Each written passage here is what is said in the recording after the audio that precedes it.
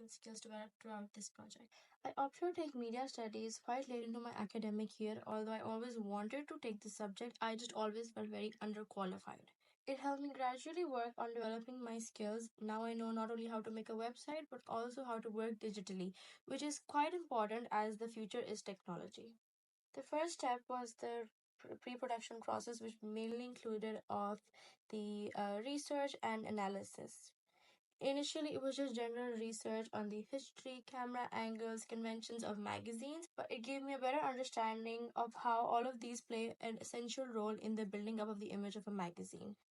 After I decided on my genre and the type of magazine I wanted to make, my research got much more specific as I started to research on how to make my project more exceptional. It was a tedious amount of research, but it helped me understand the magazine's pre production and production process. At this point, I started to get the hang of it, but the thought of making a website scared me. So I started to put all my research down onto Microsoft Word. Then came planning.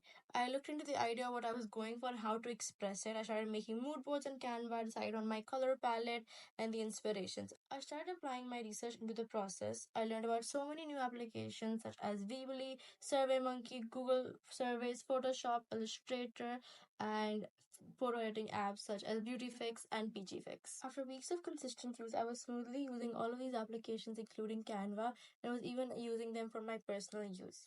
I'd assumed that the production part would have been the most hardest, but it was easy when I was able to put all my research into the application. I started making the final product on Canva and Photoshop. I also learned how to use Weebly and upload all my research on the website, as well as started customizing it according to my brand. I could easily use a number of applications as well as understand all the key factors of production.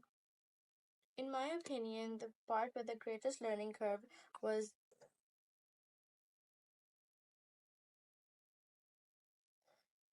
the part with the greatest learning curve was the redoing of drafts and the refinements of the same task until perfection was reached.